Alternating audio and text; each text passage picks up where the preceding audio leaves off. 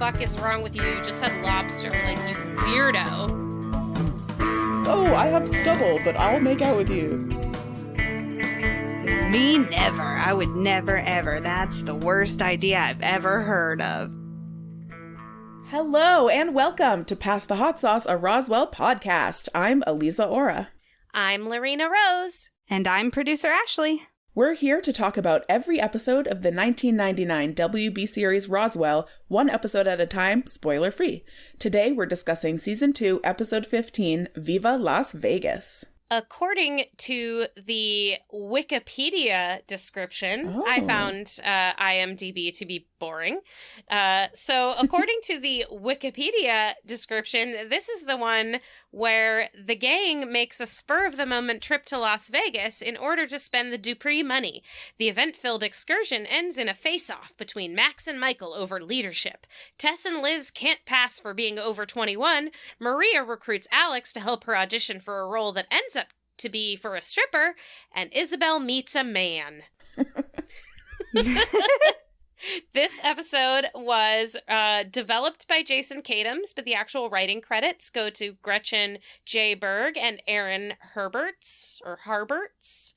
And this episode was directed by Bruce Seth Green, who has directed some other episodes here in the Roswell-verse, also directed episodes in the Buffy and Angel-verse, and if we looked at his resume, probably a bunch of other WB shows, because that's usually how it rolls. Another interesting note about him is that he has Seth Green in his name. Yes, he does.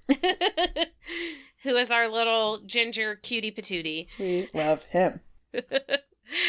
This episode has a few guest stars. We have the man that Izzy meets, Dave, played by an actor named Sam Ball. He also made his rounds on the WB circuit. He was in Charmed and Dawson's Creek and has been in like every crime show under the sun like everybody else in the universe these days, but no really big notable credits.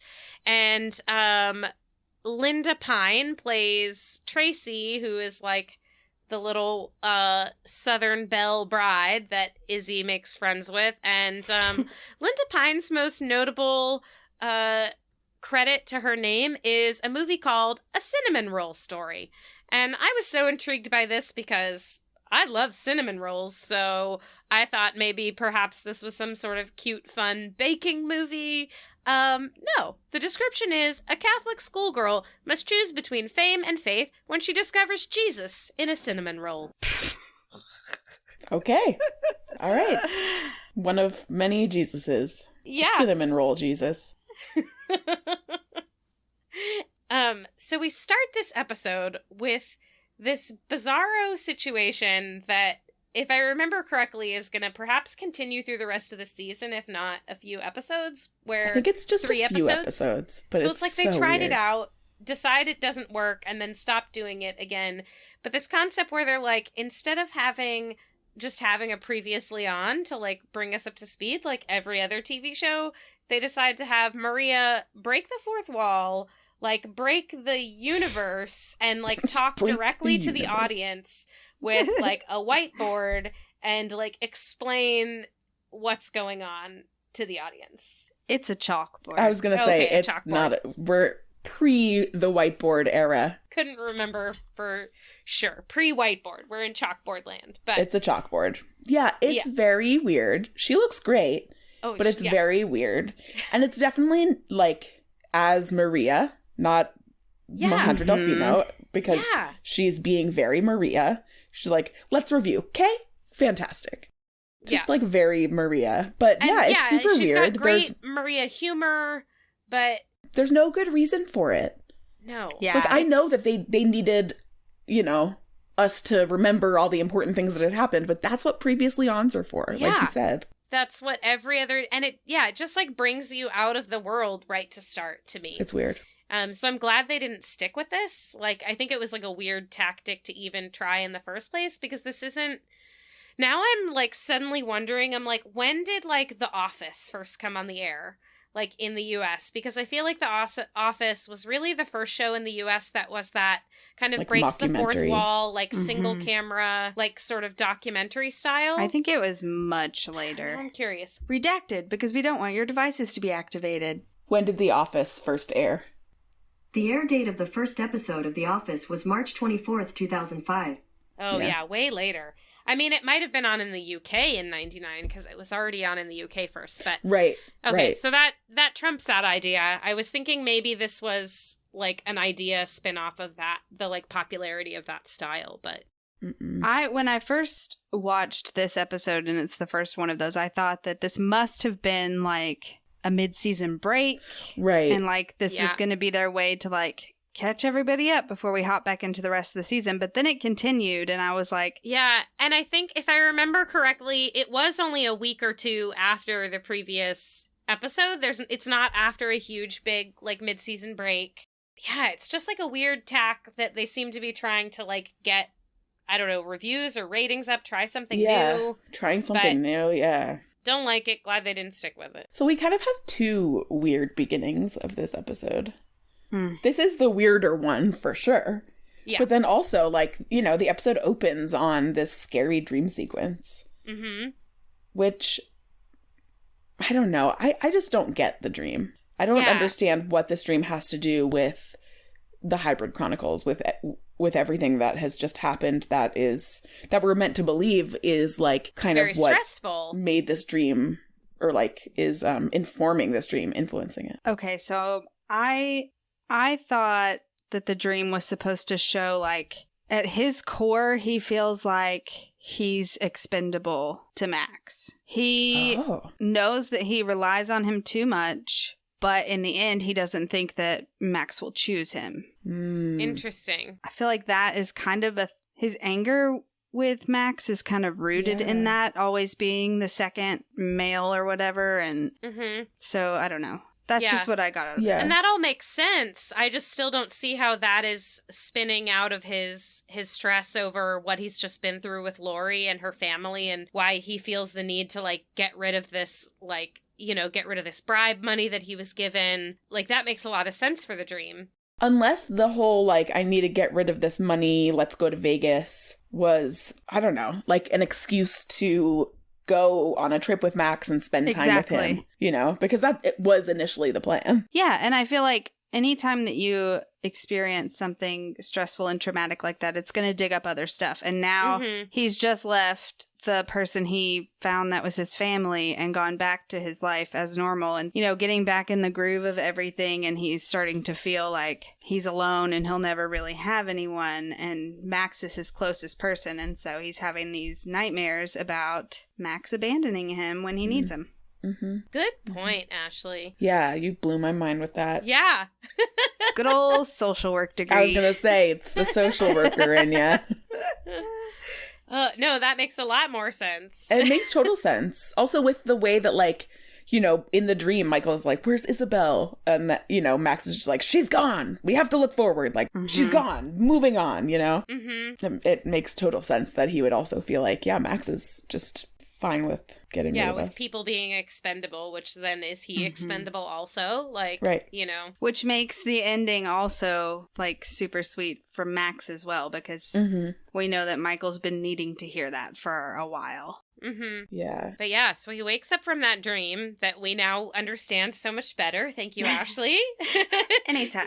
He wakes up from that dream and shows up at Max's house in the middle of the night, as we've seen him do before when he is stressed out or things are going on, and he wants him and Max to get out of town, and he wants to clear out the cobwebs. He says they got to get out of this 2-bit town. It's just, like, not how teenagers speak. No. Yeah, right? not at all. Not then, not now. We're gonna go somewhere where there's a place without rules, without responsibilities. Like, yeah, this is not how 17-year-olds talk. Also, I love how he barges in like that and then just immediately starts screaming, but no one comes to check and see what's going on. Yeah. Are the parents also gone in the middle of the night? Yeah, doesn't wake up the parents, doesn't wake up Isabel, like... And Max is like, oh, like, we can't go away. Like, people will wonder where we are. Or, like, he says something about, like, we're going to need a cover story. Yeah. And it's like, has that ever stopped you Has before? it ever...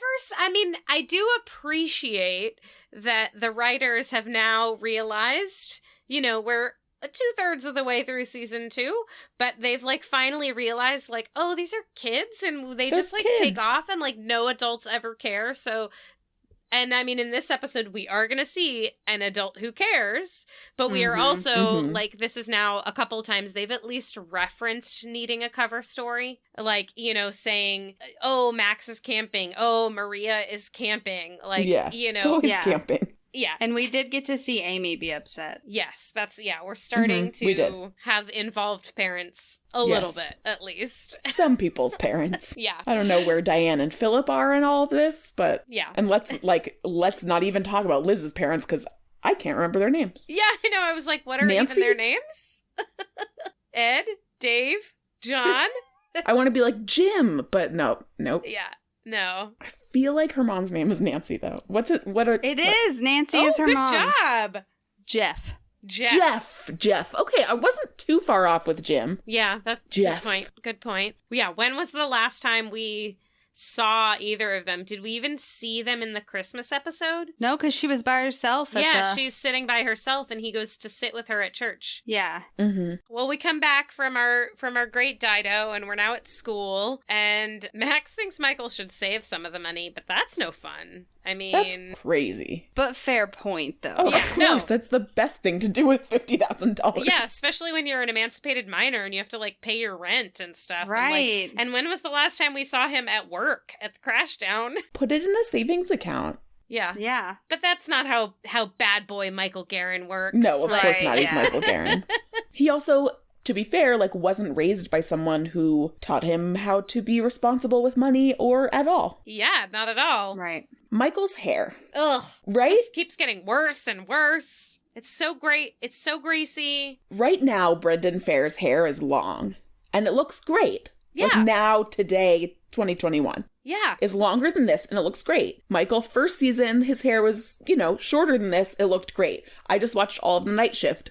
Buzzed. Looked great. This bad. Is horrible. So Not bad. great. It's horrible. He is a beautiful human, and his hair just gets worse and worse as season 2 goes on. Awful. It looks greasy. Yeah. Do you think they're putting product in it to make it? Absolutely. They're putting... But why? It's like, I don't even feel like that was the style in that. I was going to say, was it the style? I feel like greasy hair was, like, a little bit in. But, like, there's a difference between it being, like, chunky and, like, tousled with, like, some sort of, like, paste or product, and it just being, like, looking like it's just slicked back with grease. Like, this is not, like... This is not the 50s with, like, pomade. Like, no, exactly. Yeah. The 50s is exactly what I think of. Except he has that, like, ducktail. Like, it's more than a ducktail. It's like a Carol Brady, like... It's long, yeah. ...situation flipping up. Oh my god, he just totally has the Florence Henderson flip. Yeah, it's bad. I don't approve. It is bad. It's really bad. But anyway, I mean, his powers are getting really good, continuing to get good. He fuses his locker shut without, like, exploding it, and... I thought you were still talking about the hair. I was like, it's just, like, sucking the goodness out of his hair, but his powers are getting better. And Isabel, like, is pissed that she wasn't invited on this trip. Yeah, I would be too. And it's like, I deserve it too. Like, everything that I've been going through lately. And it's like, what has she been going through that's more than what they've been going through? Well, I mean, Grant died. Yeah. I mean, she also deserves a break. of course. But it's like, it's been a lot for a lot of them. I don't know. But yeah, I mean, I get why she wants to get away too. But of course, Max can't keep a secret from his twin-ish sister, Isabel, and ends up spilling the beans to her and telling her what's going on. I love how this, like, quick succession of scenes, like, through the school that, like, leads to literally all of our people finding out, like, overhearing it in the hallway or, like, talking to each other. And can I say, because what I wrote down? Hallway, Spanish class, hallway, lunch, science class, hallway, science class, hallway. Yeah. That's what, yeah. Can we talk about Mahandra's face acting, though? Because that's the real star of this episode. Isn't it always, though? I feel like it's extra in this one. Like, I love the way that she's like, and she hears him talking about it, and then she goes and she's like, please, please, please, please. And he's like, okay, fine, but don't tell anyone. And she like walks away, and then she turns back and looks at him like, I would never. And then runs. And immediately goes to find Liz to be like, come to Vegas with me. But also, Maria's totally right that, like, there's no way Michael was going to spend $50,000 the way that he was going into it. He found a cheap hotel. Michael. Yeah. Why would you do that? If the goal is to get rid of all of this blood money or whatever you want to call it, like, yeah, you go get a room, like, you go get a suite at the MGM Grand, my friend. Yeah, get the fucking penthouse. Which is exactly why he needs Maria to help him. Yeah. Mm-hmm. But yeah, I love how all of this spreads around. Like, Kyle sees the book in Michael's Spanish book and gets detention, which we have to note, like, he gets assigned detention for looking at the gambling book in class because that's how they all get found out in the end. Yep. It was the detention that he missed. Also, I wrote down a note about how at some point, I think it's when she's talking to Liz, Maria says, like, come on, like, we have to go spend Michael's money. Excuse me. Maria did all of the detective work. Yeah. Right? She was the one who looked everything up and found it. So why is it Michael's money and not our money? That's really out of character for her. I feel. And, like, not taking credit. I'm surprised she's not like, excuse me, this is my money also. Right. Good point. Yeah, because whether or not the Duprees gave it directly to Michael because he's the one that's, like, quote unquote related to them, I mean, Maria is not one to stay quiet when she feels she is being slighted. Right. Right. Right. And he wouldn't have that money if not for her sleuthing. Oh, not at all. Did anyone else think that Maria's singing Viva Las Vegas in, like, that science classroom was really weird? Yeah, it didn't sound... That's not the tune. Yeah. She's like, Viva Las Vegas. That's not how that song goes. Which we see in, like, a scene later. They play it. They play the song, like, multiple times. And Liz sings it, like, the right way. Right. And Liz can't even sing. I know, yeah. She's like, Viva Las Vegas, Viva Las Vegas. It's just under her breath. Yeah, it was so weird. It was like, did Alejandro Delfino just not know the song? And they were like, here, sing these words. I feel like she was just being extra with it to try to get Liz to come, like, drawing out the notes to be like, huh? Yeah, but they were the wrong notes. Anyway, I just thank you for also noticing that it was, like, weird. Yeah, the notes are weird, for sure. But, of course, any chance to hear Mahandra's voice, so I'm not complaining. I just was confused by it. Yeah, I love that we get to hear her voice multiple times in this episode. Also, I do, like, yeah, Michael is an asshole in the vast majority of this episode. Yep. But I do like that when Tess goes up to him and is like, oh my God, and we're going, and like, thank you so much. And, you know, she's going on and on about, like, you know, I never really, like, had friends before. And then when I came here, I was really nervous. And, you know, and then she's like, and can Kyle come too? And he doesn't even act annoyed. He's just like, yeah, sure, we'd be happy to have him. Yeah. And he's like, and you too. I'm glad you're coming too. Yeah. And it just, he read the situation right, and he realized that was the right thing to say. And Emily DeRavin's accent is sounding pretty good right now. There was no, like, glaring Australian in this episode. Oh, I found one. Okay. I'll say it when we get there. Good. Just one, though. So when Michael gets to the lobby, everyone's there. And Max comes up and does the principal voice. And let me tell you that I watched this episode 3 times, and I fell for it 3 times. Same. Just in that split second before before the camera cuts to Max. Same. Every single time. Especially because sometimes I'm, like, taking notes, so I'm not, like, actively looking at the screen every second because I'm also taking notes for the podcast. Every time I'm like, oh, busted! And then I'm like, oh, no. Max. Every time. It is a very non-Jason Behr voice. Yeah. Like, it's just such a different timbre and tone. Like, every time. Fall for it. Yep.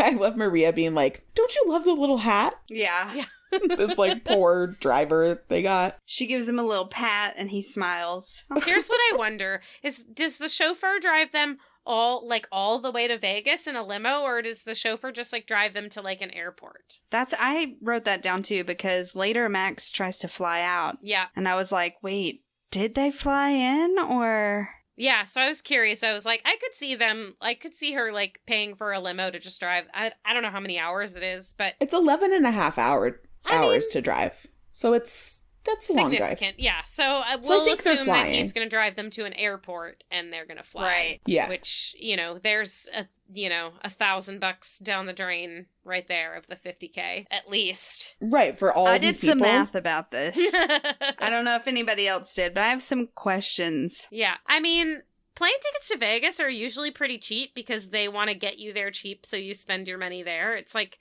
places like Vegas, Orlando, like you can get cheap. Like, I went to Vegas for a wedding during the pandemic. I was already vaccinated, but my flight was $49. Whoa. So, yeah. Granted, pandemic flights tend to be really cheap. But even not pandemic flights, like, I've been to Vegas many times over the years, and I don't think I've ever paid over $100 for a flight to Vegas, like, from somewhere on the West Coast. Like, I've flown there from Northern California, I've flown there from Southern California, I've flown there from Denver area, and I don't think I've ever paid over $100. So wow. So what did y'all think about Max's cover for him and Michael? I mean, that they're on the debate team trip. It's okay. It's a good cover. I just think it's so weird. Don't you think their parents would be like, when the fuck did you join the debate team? Right. Why am I just now hearing about this and it's a trip? Like, what about, did you not do, like, in-house debates?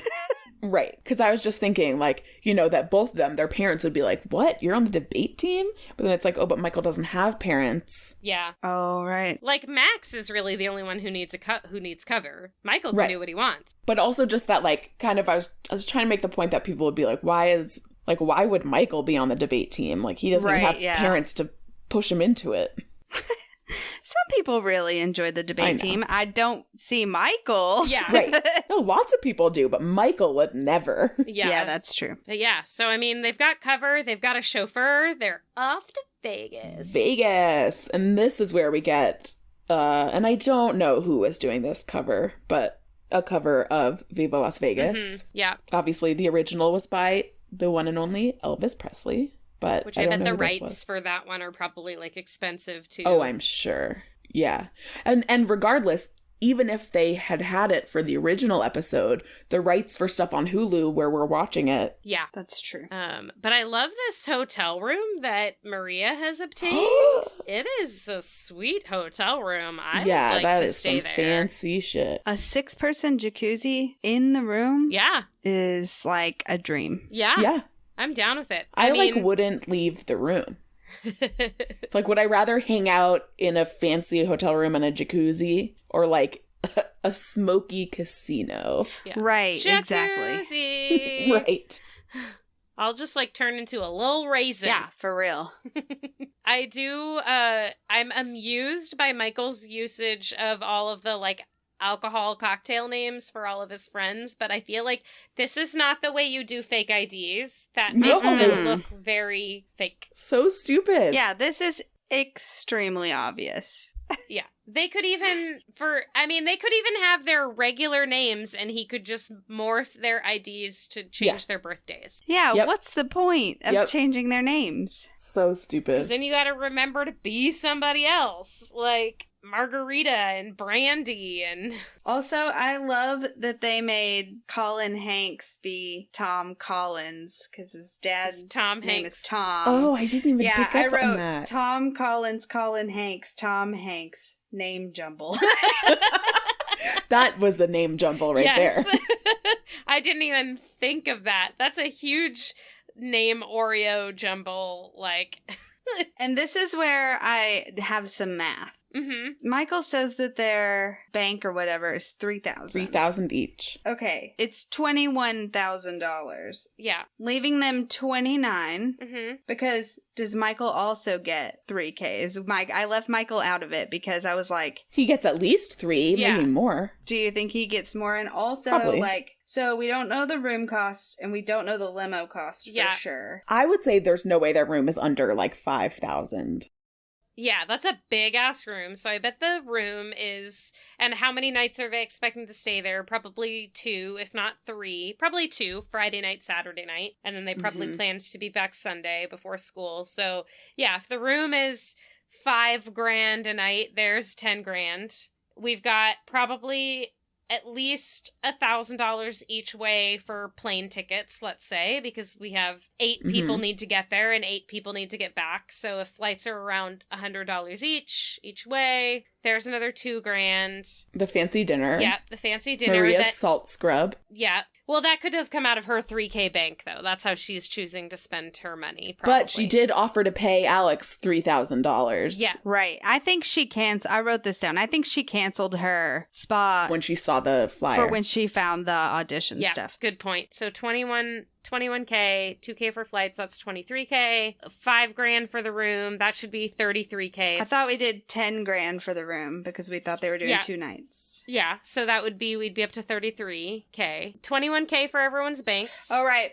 No, but then I added $3,000 for Michael because I left him out. Okay, so that's $24,000. I wasn't sure if he was skimming some extra for himself. I mean, he can do what he wants with the money. Yeah, I hope he did. Yeah. Okay, so then we have $2,000 for flights, $1,000 for the limo. Yeah, that's generous. Yeah. And they're tipping generously as well. And then $10,000 for the room. Yeah. So that's $37,000. Okay, we've probably got at least $2,000 for that dinner, because they're like eating lobster and stuff, and it's at a fancy dinner club. I do believe Maria purchased clothes for all of them to wear for that dinner as well, because they're all wearing like formal wear that they probably wouldn't have packed with them because she planned the dinner. Yeah. So we've got, even let's say she spends, Vegas is expensive. You go to those like shopping areas. So let's say $500 a person for like fancy dresses and suits. So that's another like $4,000. So we're at 43. I also am curious as to where the bail money came from. Did she use her $3,000? I feel like we can get up to $50,000. How much is bail for like? I don't want to call it drunk tank because he's not drunk, right? How much is bail for the rage room for punching a security guard? Did you say rage room? I did say rage room. That is exactly what he needs, though. Yeah, for real. He really needs a rage room. So we have like a $7,000 leeway, which like with all the tips and stuff. Yeah. And they probably, had to have a ride from the airport to the hotel. Yeah. So there's another limo. Yep. Right. Okay. I was just curious. I think $50,000 could probably go pretty fast in Vegas with 8 people. Oh, 100%. Super fast. With one person, $50,000 can go fast in Vegas. Yeah. Vegas is a money-sucking city. Oh, yeah, it is. I wrote, Michael is super unchill. Yeah. He's so unchill. Like, he's being such a dick. Yeah. But he wants everyone to like get out of his hair, leave him alone, don't talk to him, don't talk to Max, do whatever. So, but here's where I have they all start like wandering out of the hotel room with just like a stack of cash in their hand. They're not like shoving it in their pockets, grabbing purses, like anything. They're just like, okay, out on the town with like a stack of run bills. out. Yeah. Just gonna walk around Vegas with a handful of cash in my hand. Like, great idea, minors. I feel like they were in their hotel casino the whole time. Yeah, they could have been. I think that they were because, like Liz and Tess couldn't get into the casino area. Yeah. So they're just like, oh, I guess we just are stuck here playing pinball. It's like, but there's another casino next door and then another one on the other side of that and then another one across the street. And also Tess has mind warping powers. Like she could have just mind warped him right then and there and walked right on in. She probably would have. I feel like that's what she was going to do when she was like, oh, hold on, I must have another form of ID. Yeah.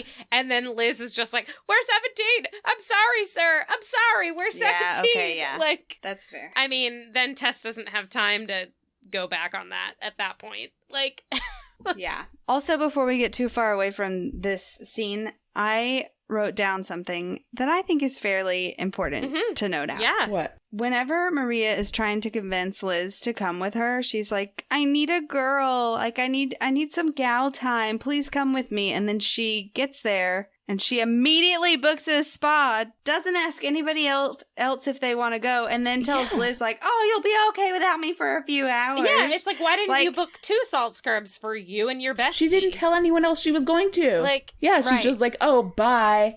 I'm going to the spa. Yeah. Bye. If I was in Vegas with my bestie, I'd be like, let's go to the spa together. Yeah, I would be super pissed if my friend, like, made an appointment without me. Yeah. After my friend dragged me along. Sure, no one else wanted to go. It's fine. Whatever, Maria. I do really appreciate the bouncer guy and his response when she's like, we're 21. And he's like, yeah, and I'm Charo. Yeah. Yeah. Yes. It's great.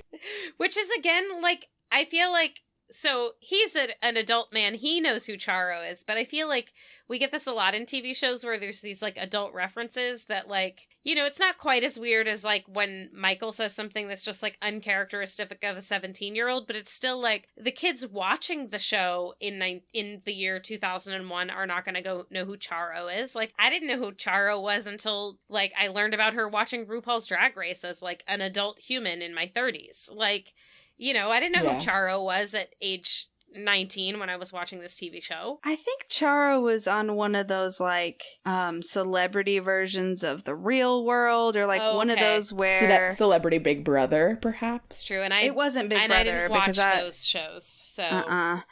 It was on MTV. Got it. I remember that much, because that's how I know who Charo is, but I can't remember what it was. I feel like... Yeah, no, I remember there were, like, those... There's one show I'm thinking of, but I can't remember what it's called, where it was, like... I can't either. They were all in a house. Celebrities, and they brought them all into a house together, yeah. But yeah. So, I don't know. Maybe that was around this time? I feel like it was after, but I don't know. Who knows? So, yeah, it's, like, so classic Liz to just be like, we're 17. Yeah. She's, like, too law-abiding. I'm so sorry. And then I realized that her moral alignment is definitely lawful good. Yeah. Yes. No question. And then she just goes and plays pin. Like, a lot happens in a short amount of time in this episode, too. Because, like, you know, Michael gets arrested that day. Like, I kind of get the feeling, like, so they got there on Friday afternoon. Like, they skipped out of 5th period and caught a flight. So they get there, like, early evening. I feel like the dinner happens that, like, late that night. Like, the supper club where she sings is, like... And it could be, like, in the middle of the night. Like, Vegas never sleeps. They could literally be having dinner at, like, 3 a.m. at some smoky supper club. But I feel like this all happens Friday night.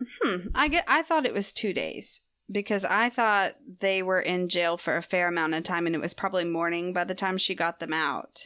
That's possible. It was morning by the time they got back to the suite. That's true. Okay, so maybe it's Saturday night by the time they... have dinner, yeah. I still think it was the same day. I mean, again, this is what is time. Time doesn't make sense. We have a jingle for that. Like... Right.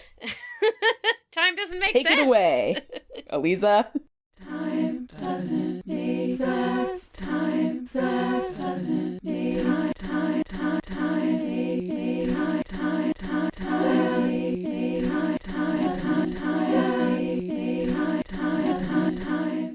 Oh, Alex. Like, it's AP statistics. Yeah. Well, I love how first, like, Izzy's like, teach me about this game. And she's like, that doesn't seem fun. Like, they're like, I just lost my money. No thanks. Like, right. Which is exactly how I was when I went to a casino. I played a game and I lost like $40, and then I was like, all right, let's go do something else. Done. Yeah. Like, I'm done with this. Yeah. No, slot machines are where it's at. You know, spend like $1 to play. Yeah. You lost $40. It was I was doing a quarter machine, yeah. And if you do the max bet, then all of a sudden you're like, wait, I just spent $20 in one pull? Like, this is bullshit. Yeah. I mean, I was just there because my mom told me, like, because my mom used to go to Vegas. She was like, what you do is you sit at the table or sit at the slot machine and they'll bring you free drinks. Mm-hmm. And I was like, okay. But then I didn't bring, I mean, I was so young and stupid. I didn't bring any cash or anything to tip. And so, like, I had literally turned all of my cash into my card thingy for the machine. Mm-hmm. And so I got like 2 drinks and shit service because I wasn't paying the waitresses. It's they're fair. not going to come back and offer you another drink. Exactly. Yeah. And so, like, I don't know. I was just like, I'd rather just go, like, pay for a drink and not be awkward. Yeah. Yeah, I love this blackjack table, though. Like, Kyle is all about the gambling, and, like, Buddha would want him to gamble, and, like, Izzy's like... You know, it was Buddha who coined the phrase.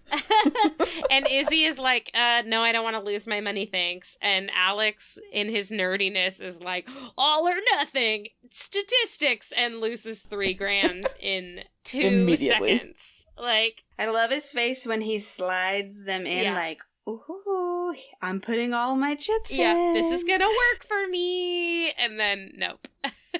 And then he flips out on Maria. So I feel like Colin Hanks, at least at this age, I haven't seen him in very much stuff in his older self, but, like, he does not do mad well. It's just not believable. His, like, anger, like, Maria, I just lost $3,000. I'm just like, oh, Alex, like... Yeah. He's just too nice to be mean. I know. He's the sweetest. Yeah, he yells at her. He's like, I just lost $3,000. She's like, oh, that's it? I'll give you $3,000. Just come on. You know, and he's like, okay, you said it was in the key of E? Yeah, I got you. I got your back. And this was the scene where I started questioning if Michael secretly had more money, because she was just so like, I'll give you $3,000. Like, she's not going to need food and stuff later. Like, I assumed it was her gambling budget. There's nothing saying that Michael had to give them all an even amount of money. Like, it's his money. He can do whatever he wants. Yeah. Well, it sounds like she was in control of a bunch of it. Yeah. Other than the $3,000 he gives to each of them, I feel like, Maria's really in control of that money, not Michael. But I was also assuming that it was, like, the $3,000 that he had given her to gamble because she's not gambling. Yeah. So here's what I don't understand about the craps table situation. Like, I know we need them to get arrested for the story or whatever. But he literally, like, Michael wants to spend all of the money. He wants to go home with nothing. He doesn't want this, like, blood money on his conscience. He wants it gone. So why is he using his powers to manipulate the game and cheat the house if he wants to spend the all attention? The money? I mean, I guess because he wants to be a winner. He wants to feel powerful for a little while. But that's fair. But also, like, if he can, like, double or triple it, then he can, like, blow the $50,000 and still take some home that's not blood money. Yeah, I just feel like I got the impression, like, he wants to go home with nothing. Yeah. Like, he doesn't want it with him in his life. But I guess, like, yeah, he could want to feel powerful and like a winner for a little while, even if he's gonna then spend it all on something else. It could also feel a little better, maybe, to blow $100,000 instead of $50,000. Yeah, that could be fun. That might be even more fun. Yeah, that's fair. Also, like, that's not the way to do it. You gotta pop tables. You can't just sit at one table and win every single time. Of course they're gonna kick you out. And then punch out the security guard. It's statistically possible, almost impossible for him to have had that many rolls like that. Yeah, and he should just take the money and leave when the security guard says take the money and leave. Like... Yeah, there are so many other casinos. So many! Yeah. Hundreds. That's why he was like, take your winnings and move on down the strip. Max was like, okay, sure, we will. And Michael throws a fucking punch. What a dumbass. But anyway, we're not there yet, are we? We've kind of like skipped ahead to the next scene at the craps table. I'll say 2 things about craps. One is that I don't know how to play craps. I do not understand it at all. The other is I thought it was interesting or like ironic, kind of, in the colloquial meaning of ironic. The Alanis Morissette ironic. It is Michael, you know, he got a roll and he yells, "The king, ladies and gentlemen." Oh. It's like he's standing next to the king. And he calls himself the king. I thought it was interesting. Like claiming the king. Yeah. When like he is part of a royal four, you know? Yeah. And is specifically not the king. Interesting. Right. That's a good catch. Yeah. Before we go back to the craps table and he throws the punch, we get our scene with Izzy. She's bored at the slot machines and runs into this eloping bride with like a very heavy southern drawl who has had wine spilled on her dress. Izzy uses her powers to like, make her think she got it out with club soda. So what do you do when, like, a stranger gets wine out of your dress with a club soda? Well, obviously you ask them to be your maid of honor. This whole situation is bizarre. It's so bizarre. Like, it's so weird. So weird. Like, and you know what's even weirder? She's a teenager. Yeah. Yeah. And they're just like, yeah, come join our thing. And this guy's like, oh, I have stubble, but I'll make out with you. I think a more believable storyline for Izzy would have been that Grant is dead and she's feeling lonely and she starts laying it on thick with Alex again. And maybe he keeps brushing her off. But it's more believable to me that she would go after Alex again and try and get in close with him again, because we've already seen her, like, when he got back from Sweden, she's like, oh, you look good, like, nice, and like, and he just kind of brushes her off. Like, I see her more going after him than Dave. Yeah. Right. Although Alex has a girlfriend or whatever. But, I mean, they're teenagers. Yeah. In a TV show. And that girlfriend is in Sweden. Yeah. It's very, very far I'm away. not saying Alex has to take her up on her advances, but I think it would be... No, but I think you probably would have been a better writer. Oh, thanks. At least for this particular storyline of this episode. We do get a laugh. There are not as many laughs in this episode as one would think. Right. But there is a laugh here when Glenn, I believe, is Tracy's betrothed. Yeah. Mm-hmm. He's blindfolded and he, like, reaches his hand out, like, in the wrong place to shake Isabel's hand. And they laugh about that. Yeah. But yeah, it's just weird. It's very weird. Yeah, and who eats a crab omelet? That just sounds like a terrible idea. Ew. Like, it doesn't sound Like, obviously she got sick. like a delicious combo. You just know it was from a buffet, too. Oh, of course. Of course. Absolutely. It's Vegas. Isn't Vegas like 90% buffets? Yep.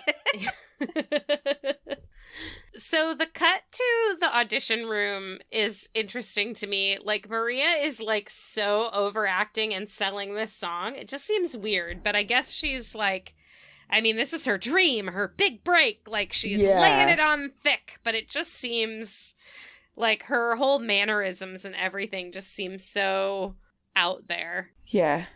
It's a very low song. It is, yeah. Like, she has a low voice, but this is low even for her. Yeah. Mm-hmm. But she's dancing. She's strutting around the agent's office, sitting on his desk, knocking things over awkwardly while she tries to sit on his desk.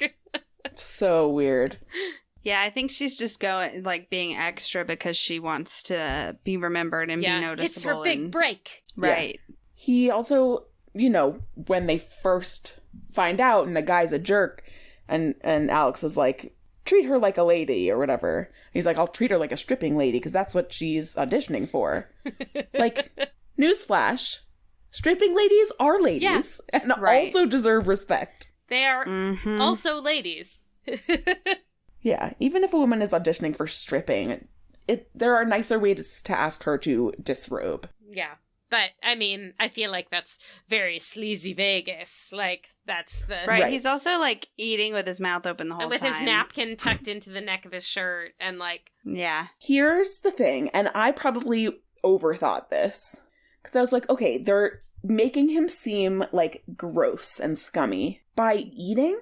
And, like, maybe it's a stretch.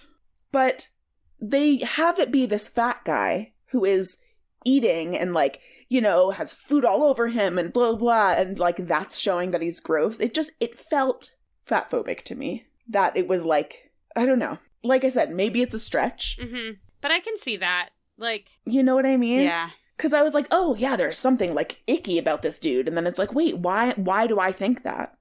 Because of the food and, like, the crumbs on him? I think that was a big trope at that time, too. Like, it was always, like, a fat dude, like, with his stomach out, shoving food in his face.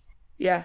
So, I can't say that I'm upset that we haven't been able to use our fat phobia jingle a second time, but I think here we go, right? Casual fat phobia, stop treating people like shit. Casual fat phobia, what they eat is not your business.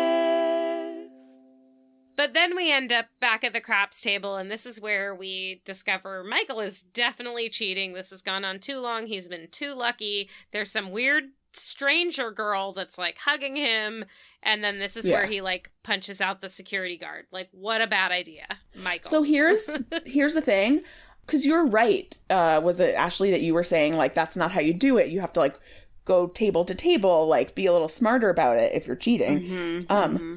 I don't think he was trying to get away with it. Like, I feel like he wanted to be reckless. Yeah, that's like, true. This, you know, it wasn't about clearing cobwebs out. Like, he wanted to get into a fight. He wanted to, like, punch somebody. He wanted to be reckless and get in trouble. Yeah, that's a good point. And then now, like, I feel like it's been a long time since we have seen what happened to Liz and Tess. Like, a lot happens in this episode.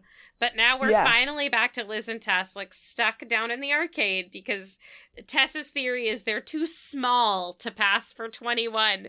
So she wants to mind warp the guard to make him think that they are 5 feet 10 inches tall so that they can walk past. Which is fair because all of the aliens are tall as shit, and it's true. Colin Hanks is tall and lanky. Yeah, it's true. All the aliens except Tess. Yeah, she's like, her and Liz are tiny and everyone else towers over them. And that is true. Like, people who are short automatically pass for younger, I feel like. Yeah, that makes sense. Children are short, so I get that. Yeah. I also feel like Tess also could have just mind warped the dude. Yeah. Right? To make the two of them have different faces and different IDs. Yeah. So, like... Yeah. You know, like, they're not stuck just because, like, whatever, but, you know, Liz... Yeah, I mean, Liz is over it. She didn't want to be here in the first place. She's a bad liar. She doesn't want to try and sneak past the guard, so she's just gonna hang out in the arcade and get really good at pinball. I mean... I think there's other games I would rather play in the arcade than pinball. Like, I'd rather play skee-ball for 6 hours than pinball. Yeah. I love skee-ball. Yeah, me too. I love skee-ball so much. Yeah. I mean, and I like pinball. I do, but I couldn't play it for that long. No. Like, get a little variety. Yeah. But, you know, Liz is not the most adventurous. Tess does say... We could always challenge a couple 8-year-old boys to foosball. It's challenge. The way she says challenge. She's like, challenge. Is that... There's something about the way she says challenge that was like, nope, you're not American. No. Oh, I must have missed that part. And then we head back to the hotel room, and Brandy has been so kind as to, like, offer up this... Brandy's Izzy, if you don't remember. She's been so kind to, like, offer up this fancy presidential suite for Glenn and Tracy's reception of just Glenn, Tracy, Brandy, and Dave.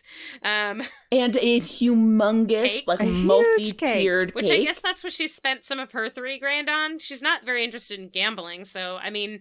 Why not buy a cake for some strangers? Like that they're not even eating because they just left the room? Yeah. I mean, you got a hotel room full of teenagers. Like, that cake's going to get ate. They're going to eat it, yeah. I never thought of the possibility that Isabel bought it for them. I was just like, why did they get this cake for the 4 of them? I figured Isabel bought it. Like, she's brought them back to her room. Like, she's that not tracks. interested in gambling, so she's found something else to do with her money since she's not allowed to bring it home with her and, like, put it towards her college fund, so...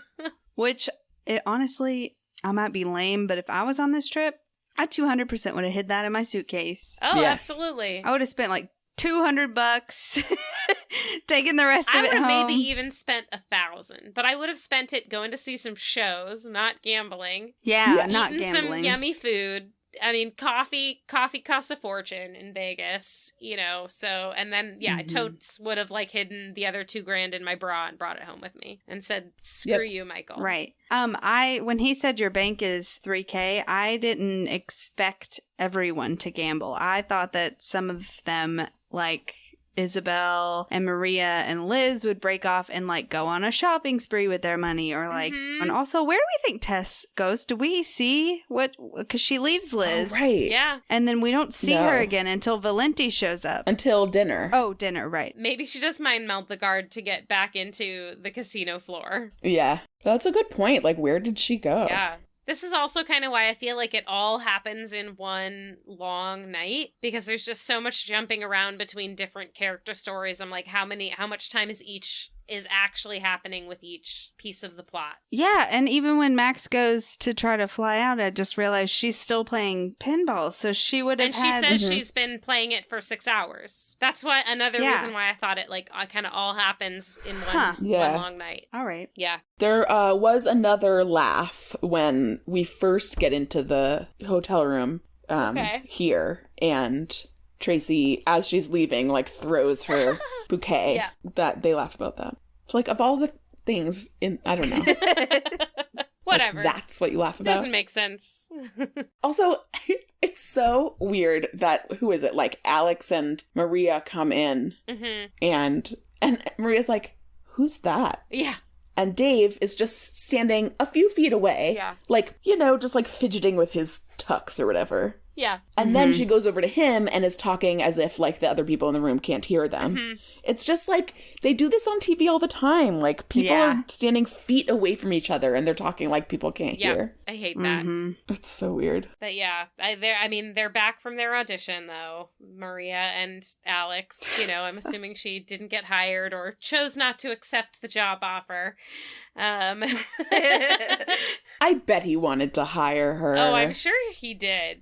Anybody would. I love how sassy she is when Michael calls her from prison.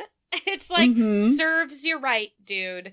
Like, I mean, I know from the start he said, like, leave me alone, I'm doing my own thing. But he is such a dick to her when she shows up at the craps table. She's excited about it. Like, this, she's like, this could be my big break. Like, I've wanted this. And he is like, I don't see you. Yeah. Bye. Beat it. He's like, I'm doing something important. It's like, she's not important. Like, you could listen to her for 2 seconds. Yeah. What's your important thing you're doing? Oh, you're cheating at craps? Cool. Right. Right. And it's like, not only is she more important, but also what she was talking about was more important. Yeah. This is like a dream of hers, Yeah. So I don't blame her for not wanting to bail him out of prison. But I love when he's like, shut up. Like, I'm in prison. You have to bail us out. And she's like, oh, so this is your one phone call? Click. Bye. It's the best.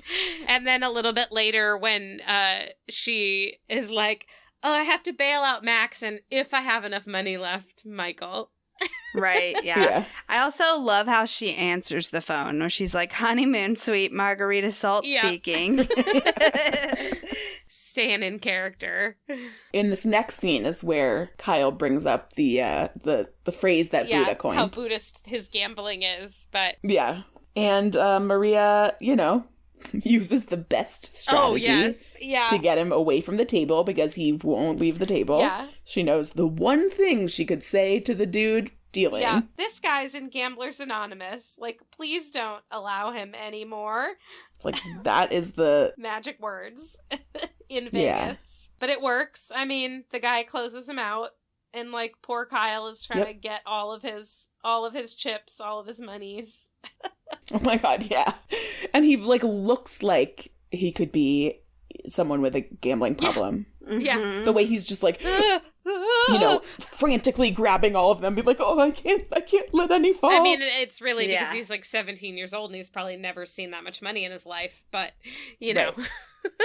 that would get him into trouble too. Right. And now we're back to Izzy and Dave, and I just, like, continue to not like this plot line. The episode would have been better without it. Yes, and I also wrote down that Dave does not look like a good kisser. No, he does not. No. It looks gross every time. But yeah, I don't like this whole scene. They're slow dancing, they're kissing, and then he, like, wants to take her back to his hotel room. Like, which just always, I don't know. But I love Izzy here. She's like, we are in a hotel room. Like, and he's like, oh, maybe we have more privacy. I don't like it, Dave. I don't like it. You're moving a little fast. She's still in high school. Skis ball. But also, like, slow dancing around candles. And, like... to, like, come to my hotel room so we can fuck. Like, it just... It's a leap. It's a leap. Like, slow dancing and, like, a little, like, 10-second makeout section. There's, like, candles around. It's, like, romantic. And then, like, just come back to my hotel room with me. Okay. Whatever, Dave. But I did find it weird that they, like, had candles lit and were slow dancing in, like, a hotel suite that 8 teenagers are staying in. Yeah, that everyone has like, anybody could just walk in and be like, what the fuck? Yeah. Which is, I mean, perhaps why Dave wants to go back to his hotel room. It's true. He knows that it's not private. Yeah. Yeah. Oh my god. And when they're in jail, Ugh. I don't even know who says it. Max maybe says, "Are we having fun yet?" Yeah, that was Max. Have you guys seen Party Down? Adam Scott is in, a bunch of people are in Party Down. It's hilarious. It's this like a comedy on Stars. Okay. And his character is known for, like, having been in a commercial when he was younger, and that's like he wants to be an actor or whatever. It's the only thing anybody remembers him from. And the one thing he said in the commercial was, "Are we having fun yet?" And so throughout the whole show, people are like, "Oh my god, you're the guy from that commercial. Say it, say it." So I can't hear that phrase without thinking about that show. So he said, "Are we having fun yet?" And I'm just like laughing.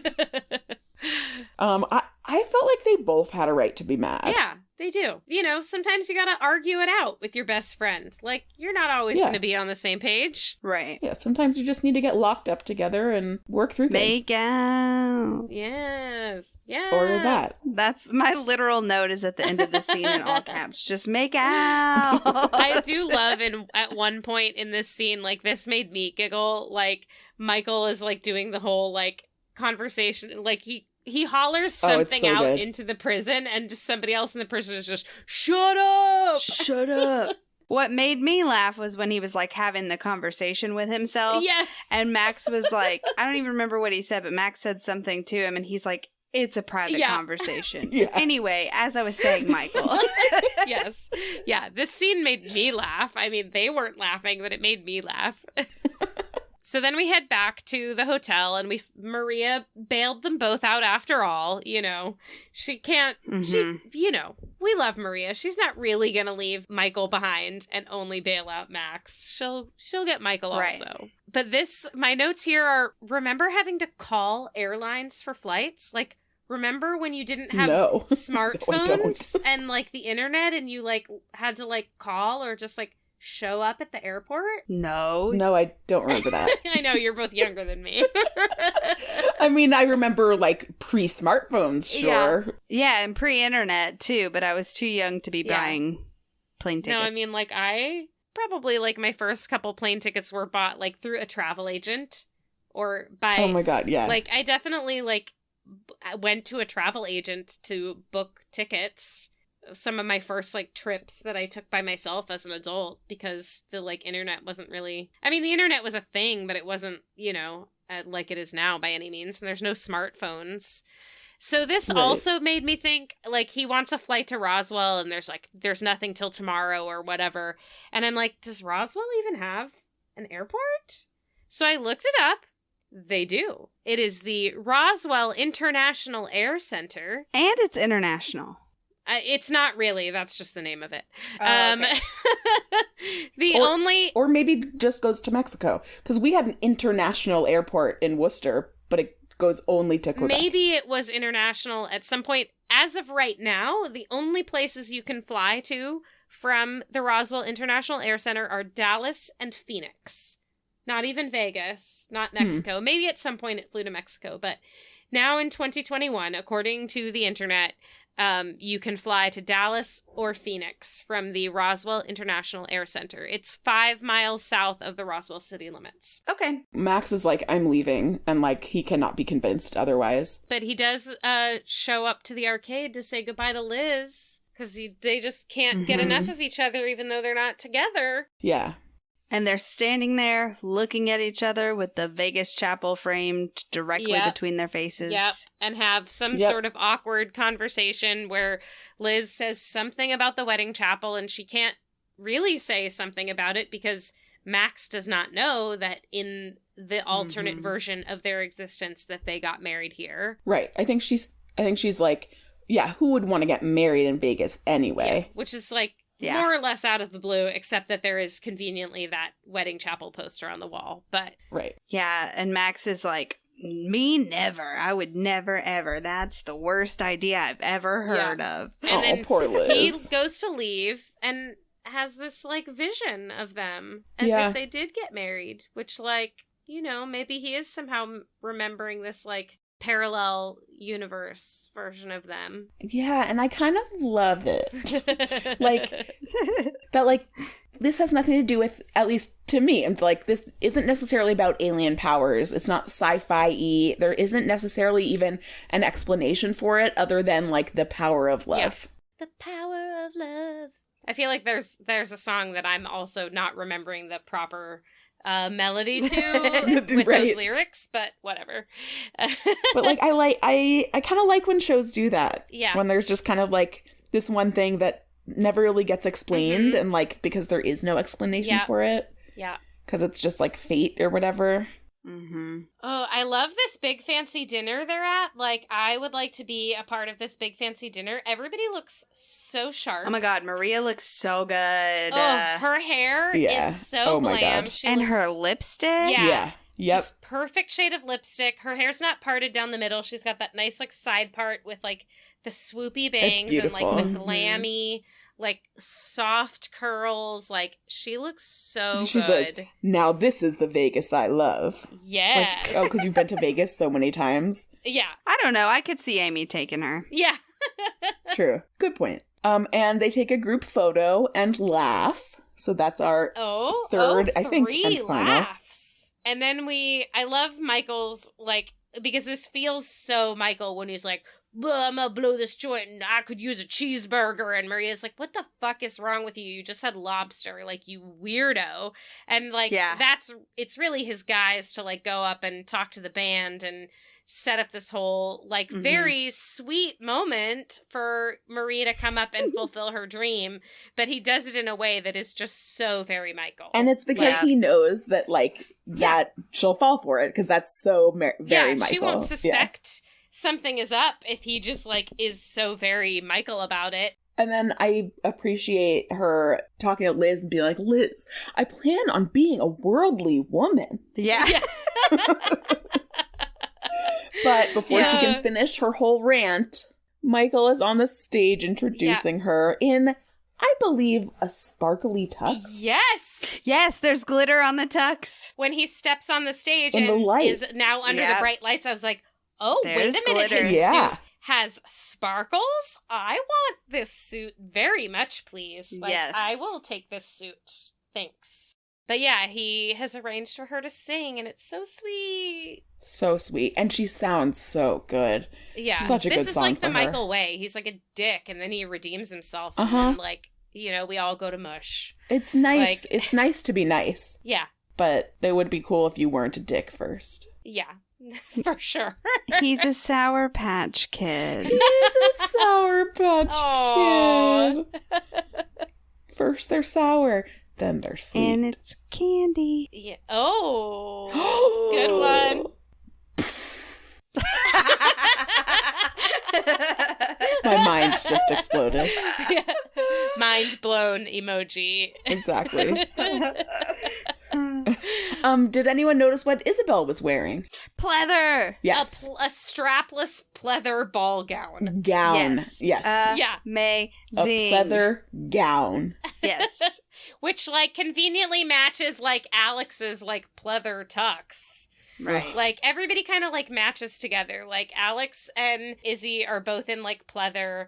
Maria and Michael are both sparkly. But yeah, everyone kind of matches, and Max shows back up and asks Liz to dance, and he reveals to her that he had this vision of them getting married. And Liz can't even tell him the truth that they did. And she was, like, about to. Oh. Yeah. She's like, Max, and then, like, Maria's song ends, and they're all clapping, and, like, the moment passes. Right. Yeah. But you could tell she wanted to. Mm-hmm. And then they show it back to their hotel room to continue their weekend of partying. And who's in the hotel room? Dad is big mad. Yeah. Oh, such big mad. Like, we've never seen him so mad, I don't think. Detective Valenti figured it all out. Can you blame him, especially after the whole, like, Isabel abduction thing and, like, having to drive and save them all, like, in a different state, and then them just disappearing, like, fucking children. You know, his son getting shot before his very eyes and having to, like, you know, think that he's lost his son. And no, and it's not even like being mad that these kids did this irresponsible thing and lied. It's like personal. He's taking it personally because, like, they didn't trust him. You know, like, he has been there for them and they didn't trust him enough to, you know, like, he feels betrayed by them. Yep. And I also think that he has a special relationship with Max and because they had to go through the whole trust journey. And if you'll notice that when he is yelling at them and he says, "'Cause I knew that you wouldn't just go off without telling me," he gets very close and looks directly at Max. Like, you should have told me this. Like, you're supposed to be the leader and you know better than this. Yeah. Right. Like, I'm disappointed in you. Mm-hmm.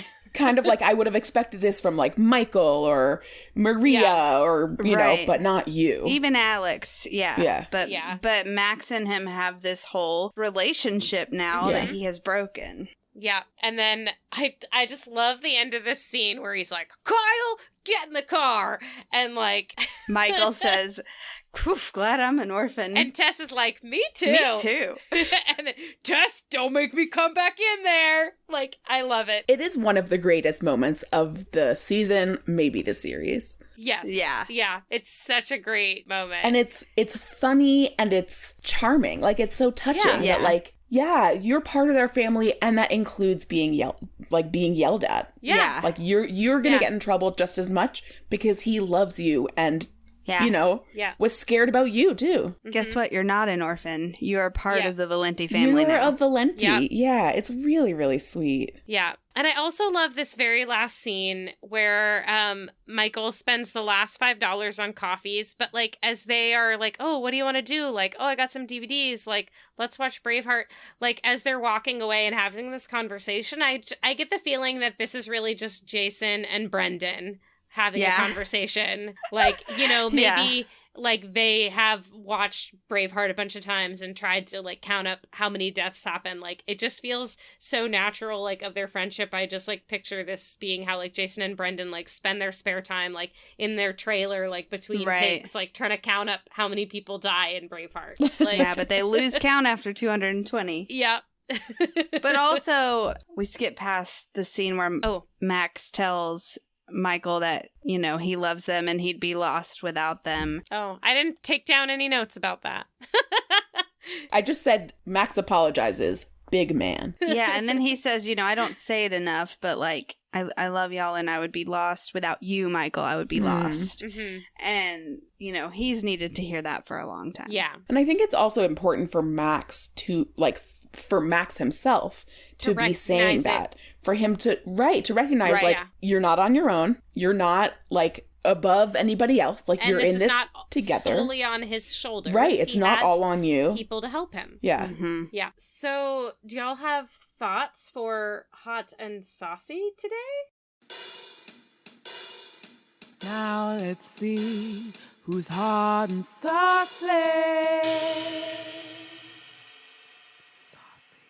So mine, I mean, even though Michael spends most of the episode being kind of a dick, or a lot of a dick, especially to Maria, I mean, I'm more forgiving of him than others, but my hot and saucy moment is when he arranges for her to get to sing and is standing on the stage in that sparkly tux, even with his bad hair, like being sentimental and sweet to Maria and arranging to make her dreams come true while looking hot doing it. That's mine. So you went with more the hot side. Yes. I'm going to go with more the saucy side. Okay. And I'll say my hot and saucy moment is when Maria is like, "Oh, so this is your one phone call?" Click. Click. I thought about that I just love it. It's like, he's been treating you like shit. Like, no, you're not just going to go, like, rescue him with no questions asked. Like, give him a hard time about it. Yeah. Mm-hmm. She still went and rescued them. Right. So that was going to be mine, but I'll go with my secondary. Oh, sorry. Also, since you went with hot, you went with saucy, I'll go with both. Okay. And say Maria when she says, Well, Maria, because Mahandra is very attractive and she always looks great. But also when she's like, come on, you need me. No one can spend money like I can. Yeah. I love that. That's a good one. This is such a great episode. Yeah, it is. I love this one. Thanks for joining us today for this amazing episode. We'll be back in 2 weeks on Tuesday, May 18th with Season 2, Episode 16, Heart of Mine. You can follow us on Twitter and Instagram at Roswell Hot Sauce, or join us on Facebook at facebook.com/Roswell Hot Sauce. And as always, you can find show notes and more information about us over at RoswellHotSauce.com. And you guessed it, our email is RoswellHotSauce@gmail.com if you want to shoot us a message or get in touch with us. Pass the Hot Sauce is produced and edited by Ashley Hullett. Our theme music is by David Belcourt. Our logo was designed by Billy Murray. Until next time, remember... This is a private conversation.